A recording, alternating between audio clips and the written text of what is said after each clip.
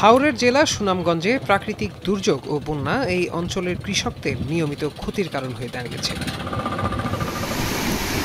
প্রতি বছরই পাহাড়ি ঢলে জেলার ফসলের ব্যাপক ক্ষতি হয়। এবছরও টানা ৩ দফা বন্যায় প্রায় ৪৫ কোটি টাকার সবজির ক্ষতি হয়। এতে চরমভাবে ক্ষতিগ্রস্ত হন প্রান্তিক পর্যায়ের কৃষকরা। এমন অবস্থায় চলতি মৌসুমের শীতকালীন সবজি উৎপাদন নিয়ে দুশ্চিন্তায় রয়েছেন তারা। তবে কৃষকদের এমন দুশ্চিন্তা কিছুটা হলেও কমাতে এগিয়ে এসেছেন সুনামগঞ্জের বিশ্বম্ভরপুরের পলাশ ইউনিয়নের কৃষক শাহ আলম। তাক লাগিয়ে দিয়েছেন ১২ মাসি উচ্চ ফলনশীল সবজি চারা উৎপাদন করে। ১ একর জমিতে করেছেন পলিহাউস নামে একটি প্রতিষ্ঠান। আধুনিক পদ্ধতিতে প্লাস্টিক ট্র্যাপে মাটির পরিবর্তে নারকেলের ছোবরায় তৈরি কোকোপিট প্রক্রিয়াজাত ও জীবাণু বিমুক্ত করে বীজ রোপণ করা হচ্ছে। সেই সাথে উপরে শেড দিয়ে তাপ নিয়ন্ত্রণ করা হচ্ছে কৃত্রিম উপায়। এখানে উৎপাদিত চারা ২০ দিন পর রোপণযোগ্য হয়। জেলার বিভিন্ন উপজেলা থেকে কৃষকরা এসে এখান থেকে টমেটো, ফুলকপি ও মিষ্টি কুমড়া সহ নানা জাতের চারা কিনে নিয়ে যাচ্ছেন।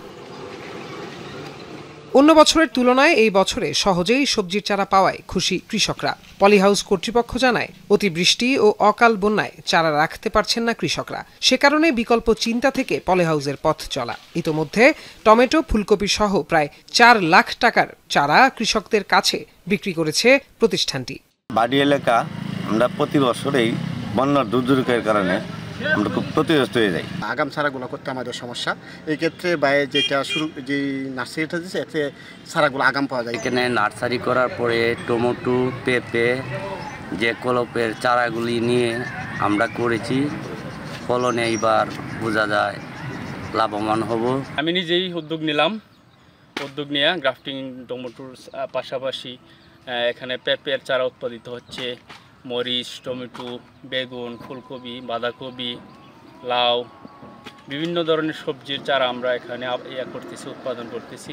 তবে আধুনিক প্রক্রিয়ায় চারা উৎপাদনের মাধ্যমে জেলার ১২,০০০ হেক্টর জমিতে সবজি চাষের লক্ষ্যমাত্রা পূরণ করা সম্ভব হবে বলে আশা কৃষি বিভাগের। মূলত পলিনেট হাউসটা হচ্ছে এটা তাপমাত্রা এবং বাতাস বা বৃষ্টিপাতকে কাজে লাগিয়ে এটি যেন স্বল্প সময়ে স্বল্প খরচে ব্যাপক আকারে আমরা চারা উৎপাদন করতে পারি এবং সেটি সম্ভব হয়েছে। এখানে সুনামগঞ্জের বিভিন্ন উপজেলা থেকে শুরু করে অন্যান্য জেলাও এই চারাগুলো যাচ্ছে। একদম কৃষক স্বল্প দামে এগুলো কৃষকের মাঝে বিতরণ করতেছে। চলতি বছর আর কোনো প্রাকৃতিক দুর্যোগ না হলে প্রায় ১,০০০ কোটি টাকার সবজি উৎপাদিত হবে এই জেলা থেকে। এখন সুনামগঞ্জ।